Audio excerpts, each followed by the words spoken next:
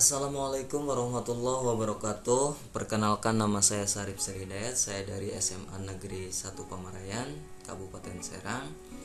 Saya adalah CGP Angkatan 9. Pada kesempatan ini saya akan menerapkan segitiga restitusi di sekolah saya. Sebagai informasi bahwa segitiga restitusi itu adalah suatu proses atau dialog yang dijalankan oleh guru ataupun orang tua agar dapat menghasilkan murid yang mandiri dan bertanggung jawab. Ada beberapa tahapan segitiga restitusi. Yang pertama adalah menstabilkan identitas, dan yang kedua adalah validasi tindakan yang salah, dan yang ketiga adalah menanyakan keyakinan. Pada tahap menstabilkan identitas, pada prinsipnya adalah membuat kesalahan bagian dari suatu proses pembelajaran, di mana pada endingnya akan menggeser identitas gagal ke identitas sukses. Yang kedua adalah tahapan validasi tindakan yang salah. Berdasarkan prinsip setiap perilaku berupaya untuk memenuhi kebutuhan tertentu, dan guru akan menggeser dari stimulus respon menjadi proaktif dan mengenali dan mengakui kebutuhan murid akan memperbaiki hubungan murid. Itu untuk tahap validasi tindakan yang salah. Tahap menanyakan keyakinan. Pada tahap ini murid akan diberikan pertanyaan-pertanyaan bermakna untuk memunculkan suatu motivasi secara intrinsik dan mampu mengkaitkan keyakinan dengan tindakan yang salah. Baik, untuk kasus pertama adalah Nupus selalu datang terlambat ke sekolah sehingga banyak pelajaran yang tertinggal. Baik, untuk kasus yang pertama ini kita saksikan videonya. Assalamualaikum. Waalaikumsalam warahmatullahi wabarakatuh. Silakan duduk, Nupus. Terima kasih. Bagaimana kabarnya hari ini, Nupus? Alhamdulillah baik. Alhamdulillah. Belajarnya Alhamdulillah. baik juga ya. Tahu nggak kenapa Nupus Bapak panggil hari ini? Enggak, Pak. Jadi seperti ini, Nupus. Tadi Bapak ada pengaduan dari guru piket bahwa Nupus sering terlambat. Benar atau tidak? Benar. Tadi dari rumah berangkat jam berapa, Nupus? Jam 7.40. 7.40. Nupus tahu kan kalau peraturan di sekolah itu masuknya jam berapa? Tahu? Jam berapa? Jam 7.15. Jam 7.15. Berarti artinya Nupus selalu datang lambat gitu ya. Iya. Baik, Nupus, sebetulnya tidak apa-apa. Hal yang wajar ketika kamu sebagai siswa juga melakukan kesalahan. Bapak pribadi saja yang notabene sudah jadi guru sering juga melakukan kesalahan. Cuma permasalahannya, kenapa Nupus bisa selalu datang terlambat ke sekolah? Begadang. Terus begadangnya dalam rangka apa coba? Main game. Main game. Nah, kalau begadang, selalu begadang, main game, baik nggak buat Nupus menurut Nupus kira-kira? Enggak juga ya. Artinya kalau begadang, main game sampai kemalaman, menyebabkan datang terlambat ke sekolah. Di sekolah juga belajar nggak fokus karena memang notabene kamu ngantuk karena habis main game. Dan juga mungkin persiapan kamu saat belajar juga nggak ada karena habis waktunya buat main game. Oke, Nupus masih ingat nggak kalau di awal pembelajaran kita pernah membuat sebuah kesepakatan kelas? Masih sudah disepakati bersama ya. Artinya kesepakatan itu harus dijalankan dan disepakati oleh kita semua. Apa salah satu keyakinan kelas yang sudah disepakati bersama yang berkaitan dengan kejadian yang dialami Nupus ini? Komitmen.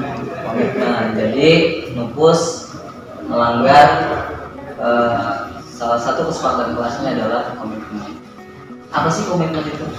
Usaha menjalankan kewajiban yang sudah kita sepakati. Oke.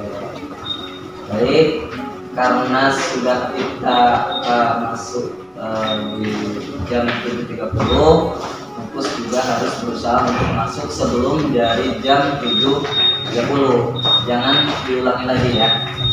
Terima kasih Nupus. Mudah-mudahan kamu tidak mengulangi kejadian-kejadian yang kemarin-kemarin ya. Tidak lagi datang terlambat. Gunakan waktu sebaik mungkin untuk belajar. Jangan kebanyakan yang gitu, gak bagus ya buat kesehatan, buat nanti hasil prestasi juga kamu pasti akan menurun kalau kebanyakan. Udah, terima kasih. Sekarang boleh Nupus masuk. Ya.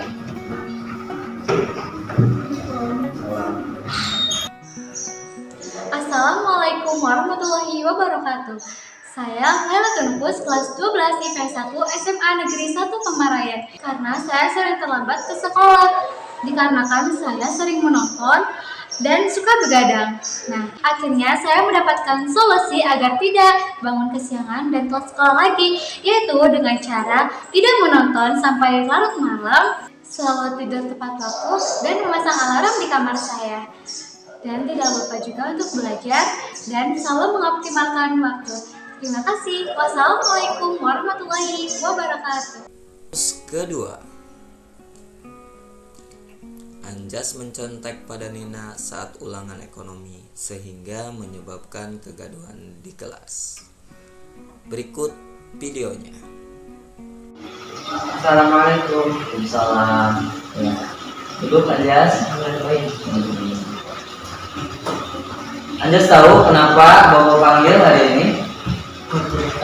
Tidak tahu.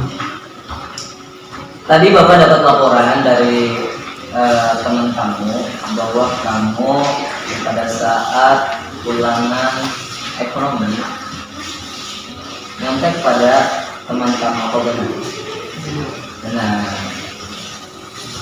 Menurut Anjas, kalau nyontek itu perbuatan baik atau tidak?